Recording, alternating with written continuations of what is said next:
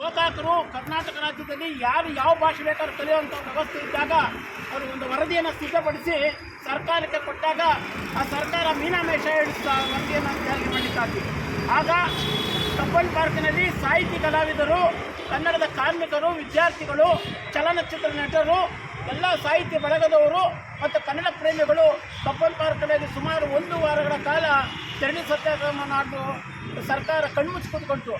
ಆಗ ಈ ರೀತಿ ನಾವು ಇದೇ ರೀತಿಯಾಗಿ ಕುತ್ಕೊಳ್ಳೋ ಕೆಲಸ ಆಗಲ್ಲ, ಏನಾದರೂ ಮಾಡಿ ಇದಕ್ಕೊಂದು ಬದಲಾವಣೆ ಮಾಡಬೇಕು ಅಂತ ಹೇಳಿ ಈ ಎಲ್ಲ ಸಾಹಿತ್ಯ ಕಲಾವಿದರ ಬಳಗದವರು ಹೋಗಿ ಡಾಕ್ಟರ್ ರಾಜ್ಕುಮಾರ್ ಅವರ ಮನೆಗೆ ಹೋದಾಗ ಅವರು ನನ್ನನ್ನು ನೀವು ಕರಿಬಾರ್ದು, ಆಗಲೇ ಮಾಡಬೇಕು, ಕನ್ನಡಕ್ಕಾಗಿ ಕೂತು ಬಂದಾಗ ನಾನು ಎಲ್ಲಿದ್ದರೂ ಕನ್ನಡಕ್ಕೆ ನಾನು ಮುಂಚೂಣಿಯಲ್ಲಿ ಬರ್ತೀನಿ ಅಂತ ಹೇಳಿ ಬೆಳಗಾವಿ ನಗರದಿಂದ ಹಿಡಿದು ಚಾಮರಾಜನಗರದವರೆಗೂ ಒಂದು ದೊಡ್ಡ ಆಂದೋಲನವನ್ನು ಮಾಡಿದ್ರು.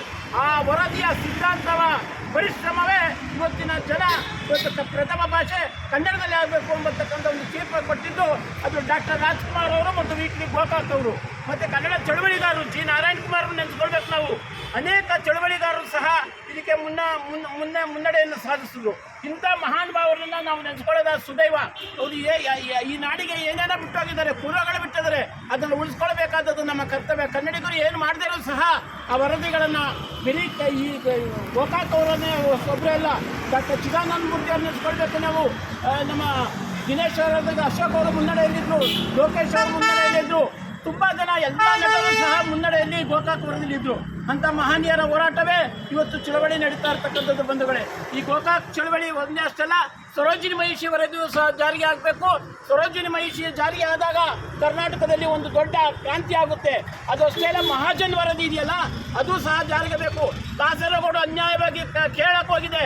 ಬೆಳಗಾವಿನಲ್ಲಿ ಅಕ್ಕಲಕೋಟೆ ಮತ್ತು ಸೊಲ್ಲಾಪುರ ಸಹ ನಮ್ಮಿಂದ ಕಿತ್ಕೊಂಡಿದ್ರೆ ಅದು ಸಹ ಸರಿಯಾಗಿ ನಮಗೆ ನ್ಯಾಯ ಸಿಗಬೇಕಾದ್ರೆ ಮಹಾಜನ್ ವರದಿ ಮತ್ತು ಸರೋಜಿನಿ ಮಹಿಷಿ ಜಾರಿಗೆ ಬಂದಾಗ ಮಾತ್ರ ಕನ್ನಡಿಗರ ನೆಮ್ಮದಿ ಜೀವನ ಸಿಗುತ್ತೆ ಎಂಬತಕ್ಕಂಥ ಮಾತನ್ನು ಹೇಳ್ತಾ ಇದ್ದೀನಿ. ಬಂಧುಗಳೇ, ಎಲ್ಲ ನಟರಿಗೆ ಇಲ್ಲಿ ಮತ್ತು ಎಲ್ಲ ಸಾಹಿತಿಗಳಿಗೆ, ಕನ್ನಡ ಪರ ಚಿಂತಕರಿಗೆ, ಕನ್ನಡ ಚಳುವಳಿಗಾರರಿಗೆ, ಅವರ ಕುಟುಂಬ, ಅವರ ಆರೋಗ್ಯ ಭಾಗ್ಯ, ಅವರ ಬಾಳು ಹಸನಾಗಬೇಕು ಎಂಬತಕ್ಕಂಥ ಕನ್ನಡ ಚಳುವಳಿಗಾರರ ಒಂದು ಅಭಿಲಾಷೆ.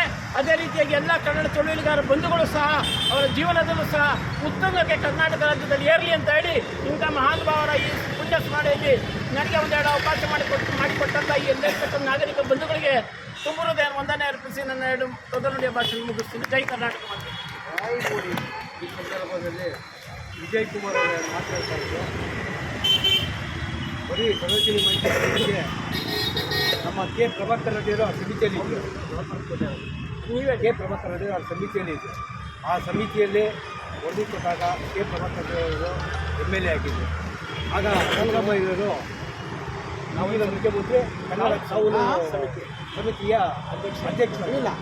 ಈ ಸಂದರ್ಭದಲ್ಲಿ ಹೇಳುತ್ತಾ ನಮ್ಮ ಇಲ್ಲಿ ಬಂದಿರುವಂಥ ಎಲ್ಲ ದೀಪಕ್ ಆಗಿರ್ಬೋದು, ಜಿ. ಲಕ್ಷ್ಮೀಪತಿ ಆಗಿರ್ಬೋದು, ಲೇಖನ ರಾಜ್ಯ ಅಧ್ಯಕ್ಷ ಆಗಿರ್ಬೋದು, ಕರ್ನಾಟಕ ರಕ್ಷಣಾ ವೇದಿಕೆಯ ಆದರ್ಶ ಆಗಿರ್ಬೋದು, ಅಪ್ಪು ಆಗಿರ್ಬೋದು, ನಾರಾ ವೆಂಕೋಬರಾವ್ ಆಗಿರ್ಬೋದು, ಮದನ್ ಕುಮಾರ್ ಆಗಿರ್ಬೋದು, ರಘು ಆಗಿರ್ಬೋದು, ಕೆ. ಗಜೇಶ್ವರ್ ಆಗಿರ್ಬೋದು, RTI ಕಾರ್ಯಕರ್ತರಾದಂಥ ಲಕ್ಷ್ಮೀಪತಿ ಆಗಿರ್ಬೋದು, ಸಾಕಾರಿ ರಾಜೇಂದ್ರ ನಾವು ಉಪಾಧ್ಯಕ್ಷರಾದಂಥ ಪುರುಷೋತ್ತಮರ್ ಆಗಿರ್ಬೋದು,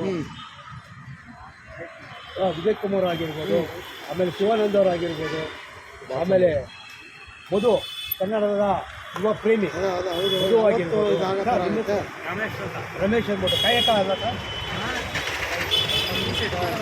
ಕನ್ನಡದ ಪ್ರೇಮಿ, ಹಾಗೂ ಬಾಲಾಜಿ ಅವರು, ಕನ್ನಡ ದಿನೇಶ್ ಅವರು,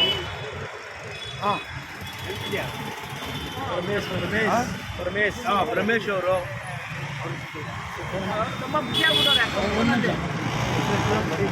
ಮಣಿಯವರು, ಇವರೆಲ್ಲ ಈ ಕಾರ್ಯಕ್ರಮಕ್ಕೆ ಬಂದು ನಮಗೆ ಸಹಕಾರ ನೀಡಿ ಈ ಕನ್ನಡದ ಮನುಷ್ಯಗಳಿಗೆ ಸಂತೋಷನ ಉಂಟು ಮಾಡಿದವರಿಗೆ ಅಭಿನಂದನೆಗಳು.